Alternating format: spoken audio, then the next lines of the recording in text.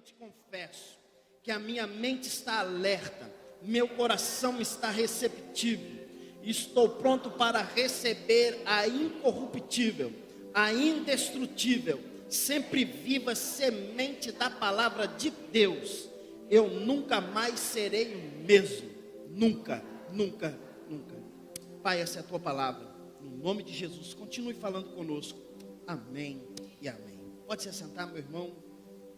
João capítulo 15, versículo 8, Jesus vai dizer uma palavra bem forte, e ele disse assim: meu Pai é glorificado pelo fato de vocês darem muito fruto, e assim serão meus discípulos. Uma das características de um discípulo é que ele é produtivo. Fala comigo, todo discípulo é produtivo. Logo, a missão de um discipulador não termina enquanto o seu discípulo não der fruto. Ele não pode descansar enquanto os seus discípulos não estiverem frutificando.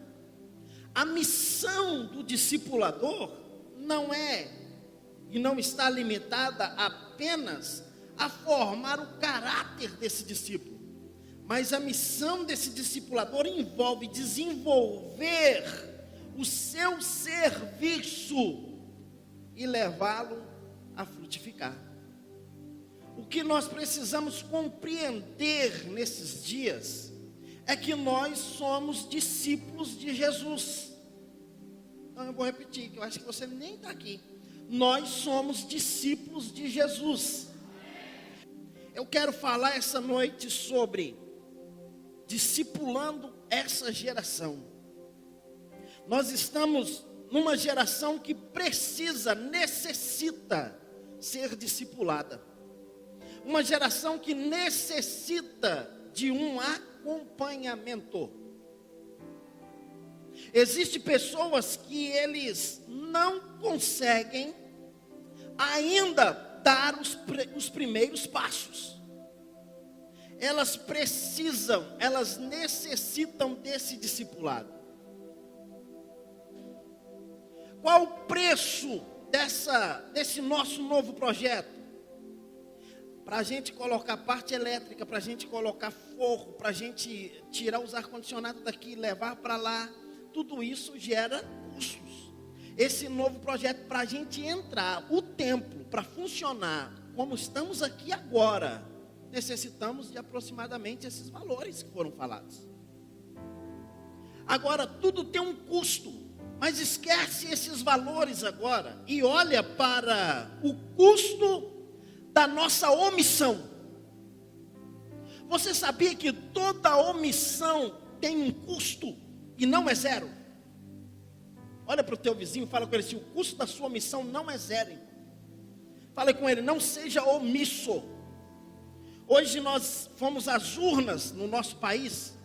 Você acha que votar em branco ou anular o seu voto faz alguma diferença? Faz. Tem gente que olha e diz assim: não, eu anulando ou eu deixando, eu não faço diferença nenhuma, pastor. Não vai mudar em nada. A nossa omissão tem um custo.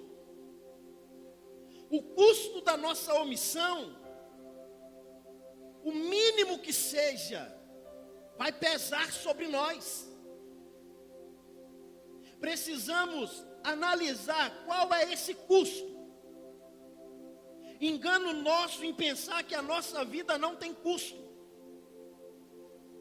Por isso, discipular deve ser o nosso foco. Deve ser a nossa visão. Porque estamos numa corrida de uma carreira. Talvez você possa pensar que o discipulado é apenas para aquelas pessoas que vão se batizar, se tornarem membros da igreja. Não, não. O discipulado é uma visão para frutificação. Faço uma pergunta: quantas gerações de evangélicos existe na sua casa antes de você? Quantas pessoas na sua frente se converteram? Quantas pessoas vieram trazendo palavras, discipulando? E essa geração de hoje, a nossa geração, nós estamos vivendo a cultura do se der, eu faço. Se não der, eu paro. Nós estamos na cultura se, eu continuo. A cultura de fazer as coisas pela metade. Precisamos voltar então ao que chamamos de discipulado. Essa ideia de discipulado vai nos despertar algo. Se o discípulo, ele reproduz o discipulador, quais são os nossos discípulos e como eles estão? A pergunta é, se a mãe é a discipuladora da filha, como essa filha vai ser quando ela se casar? De que forma essa filha vai ser? O marido que casar com a filha, qual será o resultado dele por causa do discipulado que a mãe obteve, ou que a mãe fez? Da mesma forma, olhando para o rapaz, qual é o discipulado que os pais, homens, estão dando para os filhos, homens? Nós estamos vivendo um tempo de uma turma mocegando. Não é qualquer coisa. Irmão, não é qualquer coisa. Nós precisamos discipular essa geração. Se você não quer concordar com isso, fica atento ao que os ibopes, as pesquisas estão colocando aí. Nós não podemos desistir das decisões do discipulado. Veja, de acordo com a Unicef, existem 8 milhões, eu disse quantos, gente? 8 milhões de crianças abandonadas. A própria Unicef chega à conclusão e ela diz que dessas 8, 2 milhões de crianças estão nas ruas das grandes cidades. É tempo de despertarmos para discipular essa geração ou não é, irmãos? É tempo de corrermos para realizarmos alguma coisa ou não? A minha maior preocupação é que muitas das vezes nós estamos preocupados com nós mesmos. Não preocupamos com o próximo. E Jesus disse, amar a Deus sobre todas as coisas e o próximo como você mesmo. É para despertar a gente hoje. Fora isso, nós estamos em um crescimento assustador de algo chamado divórcio. 160% foi o crescimento do divórcio nos últimos 3 anos. 160%. Nós éramos 130.500 casos.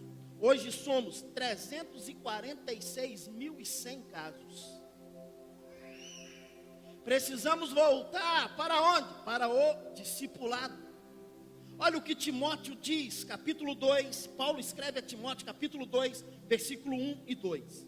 Diz assim, portanto, você, meu filho, ele trata Timóteo como filho, fortifique na graça que há em Cristo Jesus, e as palavras que me ouviu a dizer, na presença de muitas testemunhas, confia-as a homens fiéis que sejam também capazes de ensinar a outros.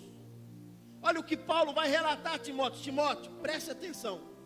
As palavras que você me ouviu dizer na presença de muitos, transmite a homens que são capazes de transmitir o que eu te ensinei.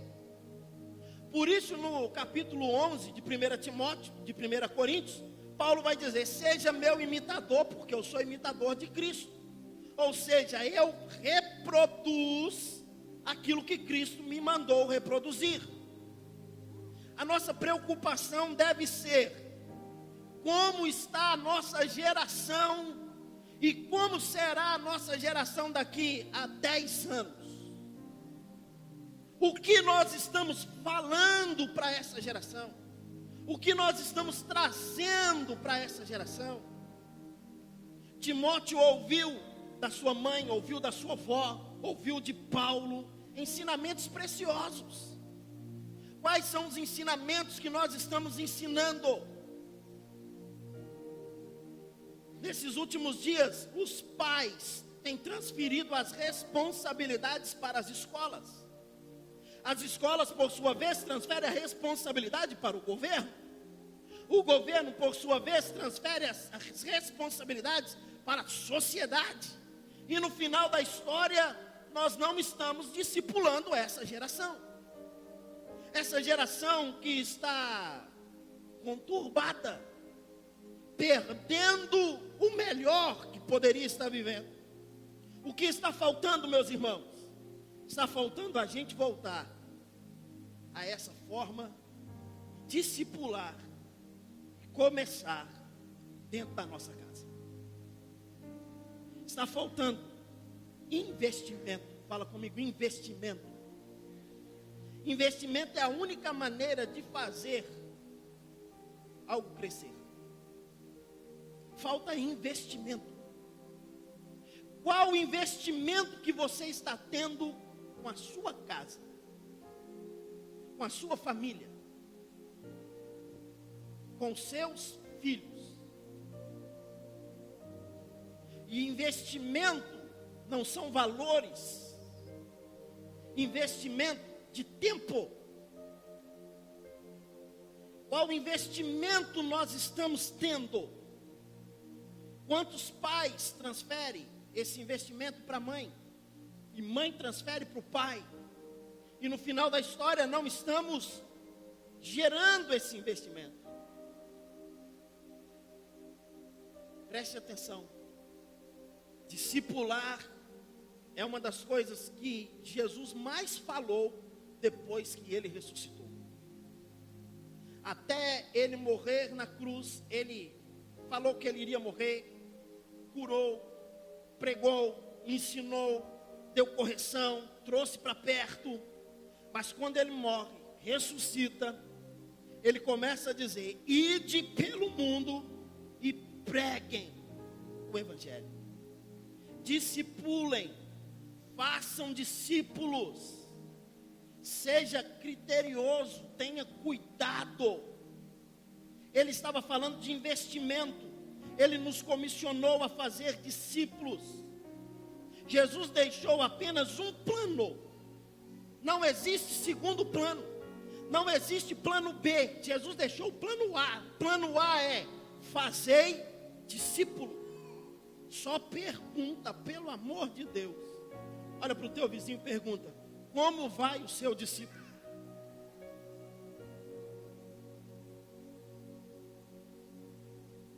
Um dia, um homem chamado Labão chama Jacó e disse assim: Jacó, eu quero fazer algo com você. Ó,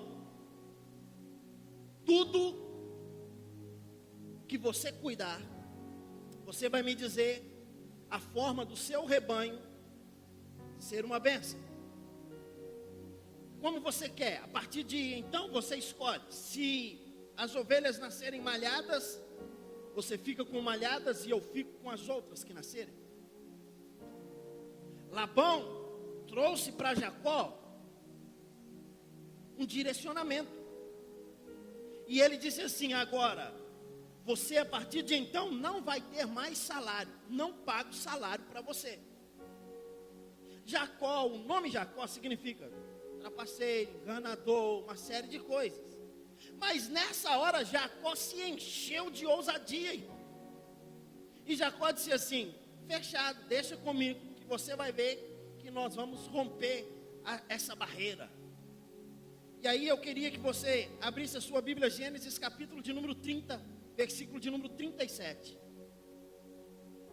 Gênesis capítulo 30, versículo 37, diz assim: tomou então Jacó varas verdes de álamo, de aveleira e de plátano, e lhes removeu a casca, em riscas abertas, deixando aparecer a brancura das varas, as quais, assim, escorchadas, pôs em frente ao rebanho, nos canais de água e nos bebedouros, onde os rebanhos vinham para dessedentar-se, e conceberam quando vinham a beber. E concebiam o rebanho diante das varas, e as ovelhas davam crias listradas, salpicadas e malhadas. Então separou Jacó os cordeiros e virou o rebanho para o lado dos listrados e dos pretos, dos rebanhos de Labão. E pôs o seu rebanho à parte, e não o juntou com o rebanho de Labão. E todas as vezes que concebiam as ovelhas fortes, punha Jacó as varas à vista do rebanho, nos canais de água, para que concebessem diante das varas. Porém, quando o rebanho era fraco, não as punha. Assim as fracas eram de Labão e as fortes de Jacó. E o homem se tornou mais e mais rico. Teve muitos rebanhos, servas e servos, camelos e jumentos. Esse texto nos mostra uma estratégia.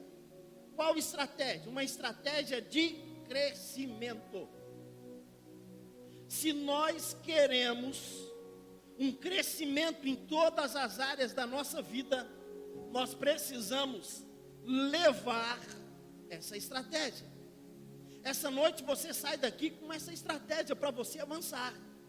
O meu objetivo é falar com você, conversar um pouquinho com você, para que você abra a sua mente. Agora preste atenção, Jacó, ele tinha um grande desafio. Qual era o desafio? Multiplicação. Fala comigo, multiplicação. O que acontece se queremos multiplicar uma ideia? Nós precisamos propagá-las. O que acontece se queremos multiplicar valores? Precisamos investi-los nos locais certos. O que acontece se queremos multiplicar uma formação? Nós precisamos expressar essa formação. O que eu quero trazer a você é que você essa noite precisa ser marcado para poder marcar uma nova geração. Você precisa ter a marca para marcar. Se não houver essa marca em você, você não vai marcar ninguém. Escute bem. Jacó tomou varas verdes. Fala comigo, verdes. Por que ele toma vara verde? Quem aqui, seja sincero, quem aqui já tomou umas varadas de vara verde? Levanta a mão. Dói ou não dói, filho? Por que que dói? Porque a miserável não quebra. Não quebra, irmão. Vara verde não quebra. Você pode pegar. Quem aqui já, eu não sei como é que chama aqui, pipa, papagaio? Já soltou? Lembra como a gente faz? Lembra, os homens? A gente pega uma vara de bambu. Ela não pode ser seca, ela tem que ser verde. Para quê? Para fazer a dobra. Quando a gente dobra, a gente coloca a vara, coloca uma no centro para dar o equilíbrio. Essa vara ela não pode ser seca, ela tem que ser verde para dobrar. Pastor, não estou entendendo nada, então eu vou te explicar. Se você quer marcar a sua geração, marcar você, você precisa ser maleável. Eu vou repetir. Você precisa ser maleável. Maleável, maleabilidade. Esse é o primeiro conceito para alguém que quer marcar uma geração. Se você quer marcar uma geração, você precisa ser uma vara verde. Jesus começa o capítulo 15 de João e ele diz: eu sou a videira, o meu pai é o agricultor e vocês são as varas. Agora a grande pergunta: que tipo de vara de galho nós estamos sendo? Ou nós somos galhos secos, que não conseguem fazer uma diferença, ou a gente precisa ser verdes. Por que verdes? Porque elas aceitam ser moldadas. Não quebra na hora da moldagem. Na hora do discipulado, a vara dobra, mas não quebra. Na hora que ela está seca, que ela endurece, e vara seca, vara rígida, vara endurecida, qualquer palavra já quebra essa vara. Nós estamos vivendo uma geração de crentes varas secas, de crentes que está seco demais. Qualquer foguinho pega fogo, mas qualquer palavra quebra essa vara, qualquer dobra quebra, qualquer adversidade quebra, qualquer luta quebra, qualquer situação quebrou. E se o pastor precisar fazer uma moldagem no discipulado, quebrou a vara, e a vara foi quebrada e não tem mais jeito. Por isso, para que a gente possa viver essa vida discipulando gerações, nós precisamos de sermos maleáveis.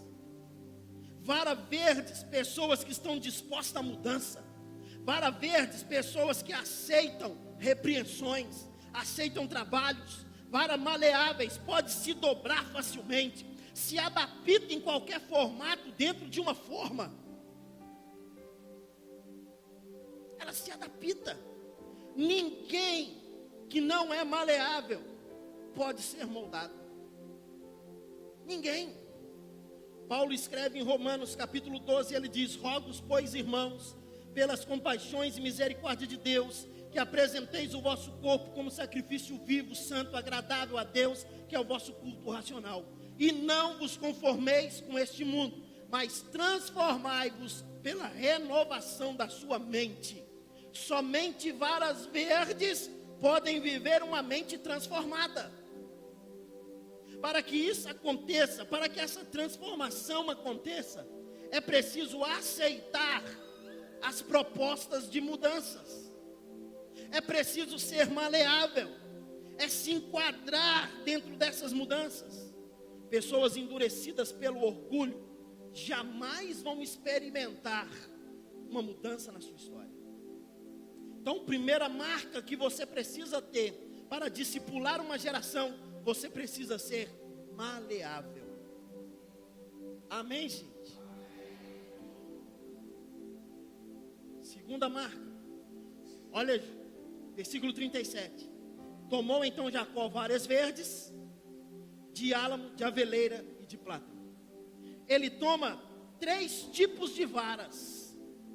Ele não pega apenas uma, ele pega 3. O que ele faz com essas varas? Ele marca essas varas para que elas, quando as ovelhas viessem ao coxo tomar água ou comer, elas olhassem para essas varas, e se ela estivesse prenha, o que iria acontecer com a sua cria, iria nascer da forma que ela olhou para as varas. Estratégias. Ele faz tudo isso observando o quê? Varas diferentes, varas de várias formas. Ei, irmão, nós aqui não somos iguais. Aqui tem gente de toda forma. Tem irmãos aqui que são flamenguistas. Tem outros que são mais bobos, são cruzeirense. Tem outros que são atleticano, aleluia. Tem outros que são, esquece para lá. Pessoas de várias formas. Quando nós olhamos para essas 3 varas que ele pega, ele está dizendo, a segunda marca que a gente tem que ter, a primeira é ser maleável, a segunda é diversidade. Paulo disse assim, fiz-me, ou seja, eu fiz, não sei nem se essa palavra foi certa, meus professores de português, fiz de tolo para ganhar tolos. Entenda bem essa palavra de Paulo, ele não estava dizendo que ele era tolo, eu fiz de tolo para ganhar os tolos. Maleável, ele se moldou, fiz para ganhar. Observe que as varas eram diferentes uma das outras. O que tem a ver isso comigo, pastor? Acabei de dizer, nós não somos iguais, somos diferentes, mas nessa diferença, Deus quer nos usar para discipular essa geração. Deus quer nos ensinar, e significa que qualquer pessoa que está aqui dentro hoje tem a condição e o direito de ser usado por Deus para discipular essa geração. Não existe um padrão. Na verdade, aprenderão o padrão dos céus. Essa é a multiforme graça de Deus. Deus nos ensina de várias formas. Lembra de Jesus? Jesus vai escolher os seus discípulos. Agora preste atenção, ele pega dois dos discípulos, um que era chamado de Zelote e o outro que era chamado de publicano. Quem era o Zelote? Zelote era aquele cara que era judeu, ele era nacionalista, não abria mão, capaz de morrer ou matar pela sua nação. Esse era o Zelote. Agora, quem era o publicano? Um judeu traidor que cobrava imposto dos seus próprios irmãos. Ele traz esses 2 tipos de pessoas, coloca do seu lado e diz: nós vamos conviver juntos, nós vamos andar juntos. Então deixa eu dizer algo para você, a sua diferença é que vai fazer o crescimento nesse discipulado. Não é que nós somos uniformes. Deus não nos fez em uma forma, Deus nos fez individual. Mas a minha diferença e a sua vai fazer com que essa geração viva uma nova história. Eu e você precisamos entender isso. Lembra de Pedro? Pedro, quem era Pedro, irmão? Pedro era um cara sanguíneo. Qualquer coisa, Pedro já estava revoltado. Pedro já estava arrancando espada, cortando orelha de soldado. Pedro já estava nervoso. Pedro, eu vou pescar, vou largar tudo isso, não quero mais saber de nada. Esse negócio de discipulado, esse negócio de igreja, eu não quero saber. Estou fora, voltei a pescar. Pedro, mas tinha João. Lembra do João? Oh, filhinhos. Mas deixa eu te falar algo. Não era assim, João. João, quando chega no discipulado de Jesus, um dia eles estão indo para um lugar e eles não foram muito recebidos. João olhou e falou assim: deixa comigo, eu faço descer fogo do céu, vou consumir todo mundo, rebentar todo mundo. Esse era João, irmão. Jesus chamou ele e falou: João, vem cá, já basta o Pedro, cara, vamos acertar o ponteiro. João foi moldado. Veja que Pedro só foi moldado depois da morte de Jesus. Depois que ele viu que ele estava sendo rígido, que ele precisava da diversidade, ele precisava estar junto, porque ele não olhou para essa diversidade quando ele estava lá naquele local, que o povo olhava para ele e dizia: você é um deles. Ele: não sou. Nós precisamos de ser diferentes com o mesmo propósito. Fala comigo: diferentes, mas no mesmo propósito. Terceiro, olha o versículo 37. Tomou então Jacó varas verdes, álamo, aveleira, plátano, e lhes removeu a casca. Remover a casca fala de um tratamento. Remover as cascas fala de arrancar a nossa linguagem popular, carnalidade. Precisamos então de uma outra marca na nossa história, a marca da transformação. A natureza humana tem que ser removida de nós. Não sou eu mais quem vivo, mas Cristo vive em mim. Eu não posso deixar a natureza humana falar mais alto na minha vida. Eu preciso viver essa transformação. Ah, se eu te pego. Não, mas se eu pegar, mas eu vou dar-lhe uma. Irmão, isso não é do nosso feitio. Ah, se eu te pego, vou lascar um beijo na sua bochecha e você vai ver que é bom para todos. Quando nós não temos essa visão, a casca, a carnalidade, ela vai subindo em nós. E essa casca precisa ser removida.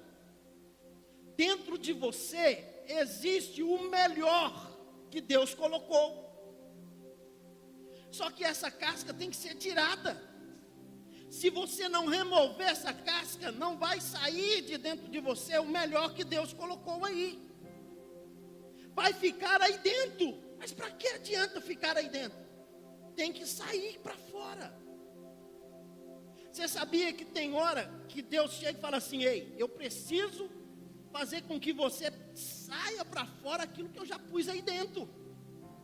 E aí ele vem e tira a casca.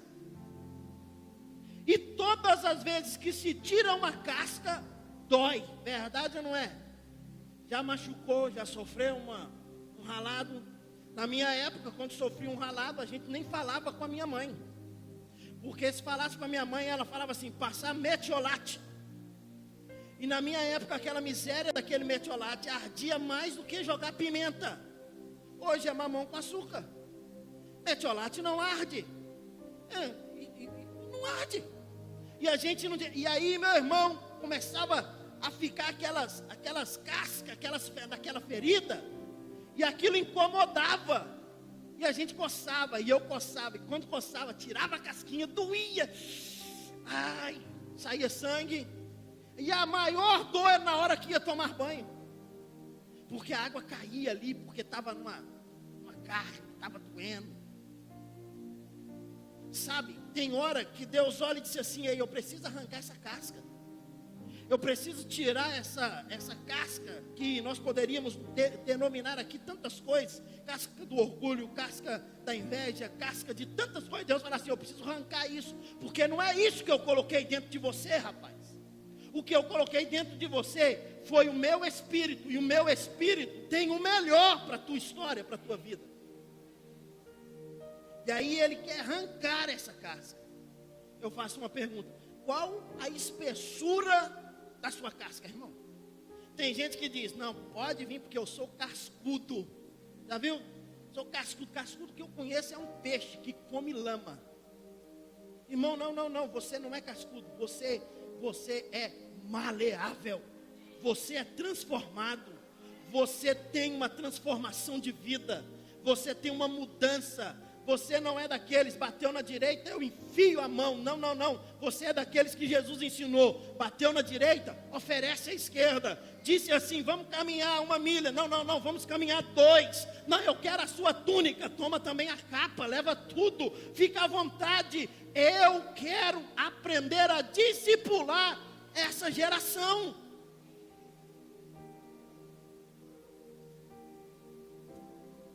Para a gente poder encerrar. Não somente transformação, mas olha o versículo 37, que ainda diz: tomou Jacó varas verdes, álamo, aveleira, plátano, removeu a casca em riscas abertas, deixando aparecer a brancura. Para que a gente possa discipular essa geração, a gente precisa mostrar quem a gente realmente é. A gente tem que mostrar a nossa profundidade. não essa casca que estamos dizendo que somos. Por isso que de vez em quando acontece algumas coisas, a gente fala, fulano, já aconteceu com você, irmão? O que houve? A gente assusta. Por quê? Porque estava mostrando só uma casca. Ei, Deus te trouxe aqui hoje para dizer para você, eu quero que você mostre o que tem de valor aí dentro. O que tem de valor dentro da sua vida. Qual a profundidade que ele pode ir arrancando essa casca. O que estava dentro apareceu. Será que Deus pode chegar e arrancar toda a nossa casca e dizer, ei, quero mostrar o que está aí dentro? Será que se Deus hoje virasse e falasse assim, olha, eu vou escolher 3 aqui hoje, só 3, e vou passar no telão a sua vida, a sua história, para mostrar quem você é aí dentro? Será que como nós decidiríamos? Será que nós diríamos, Deus, pode falar, passa a minha aí, ó, faz favor? Ou a gente se esconderia? Deus, pelo amor de Deus, não me escolhe não, Senhor. Tem misericórdia, Senhor, tem misericórdia. Senhor, por favor, não.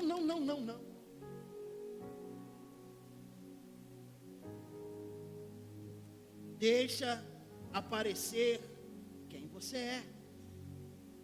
À medida que você amadurece em Cristo, você vai ficando pronto para influenciar os outros. Quem nós estamos influenciando, irmão? Quem nós estamos influenciando? E em último lugar,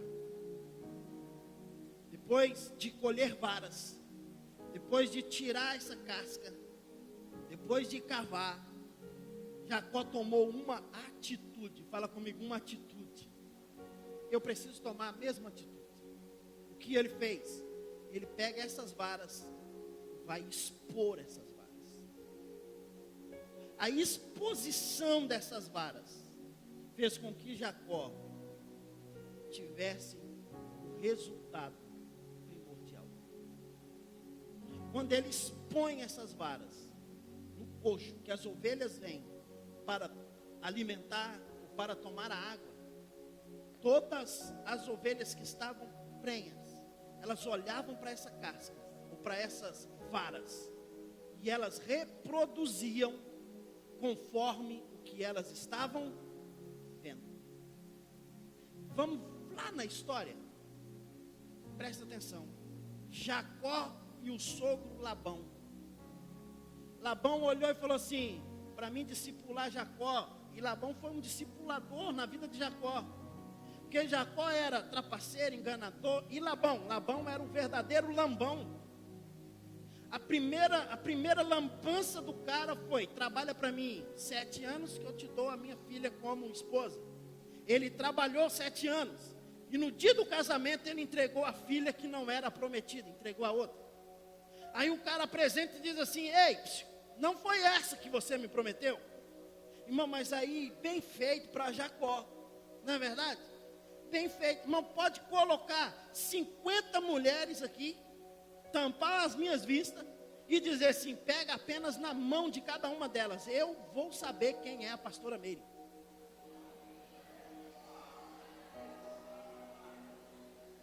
Quer fazer o teste? Bem feito para Labão, ou para Jacó. Ele não sabia nem com quem ele estava se relacionando. Tudo que planta, colhe. O cara está colhendo agora as trapaças que ele tinha plantado. Aí o Labão falou com ele assim, trabalha mais 7 anos. Ele trabalhou, teve a mulher certa, beleza.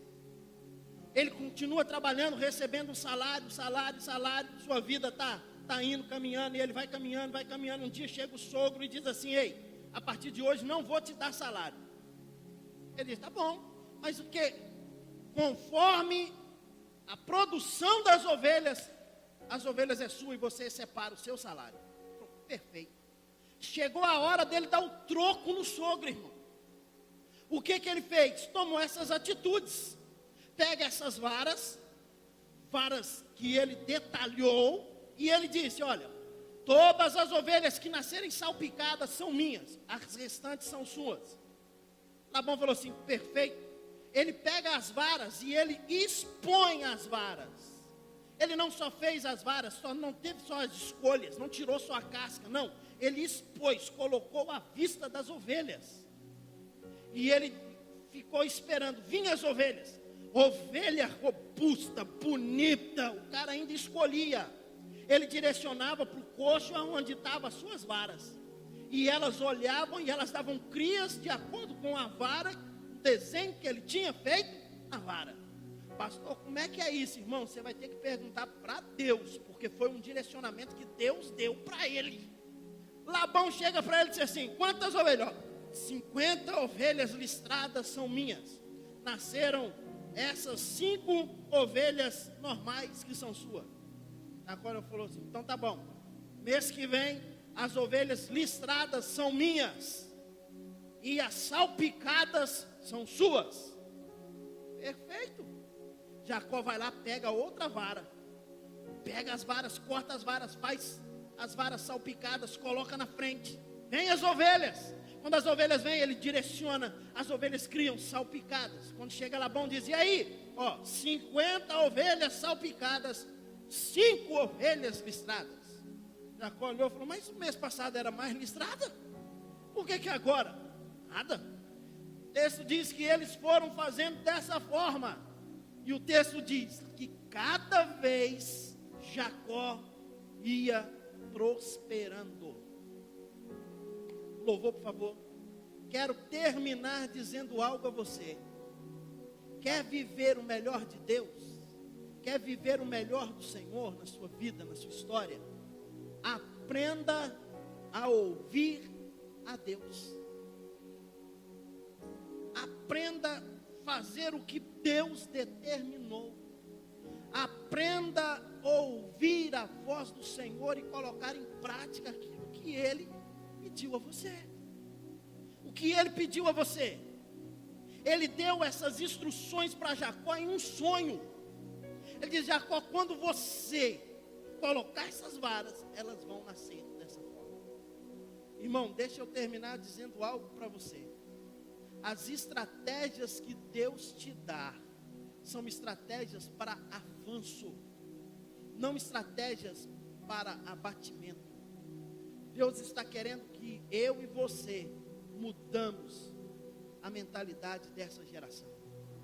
Essa geração precisa ouvir, saber quem nós somos. Agora, quando a brancura aparece, a gente pode ser exposto? Ou será que quando tira a casca da nossa vida, não aparece nada? O que nós temos falado? O que nós estamos falando? O que nós estamos dizendo? Qual é a nossa palavra? O que você precisa é discipular essa geração. Meu conselho a você: comece dentro da sua casa. Ponto de interrogação a você: o que está sendo discipulado? O que está sendo colocado em sua volta? A brancura pode aparecer, a casca pode ser removida. O que Deus está nos chamando é para viver esse novo tempo. Aprenda isso, que você vai ver que a tua história vai ser diferente. Quantos recebem essa palavra essa noite aí? Fique em pé, Senhor. Que não passe de nós o teu Espírito, tudo que foi dito a nós venha se cumprir. Que não seja preciso que se levante outra geração que vá avante, venha sobre nós e realize o teu querer.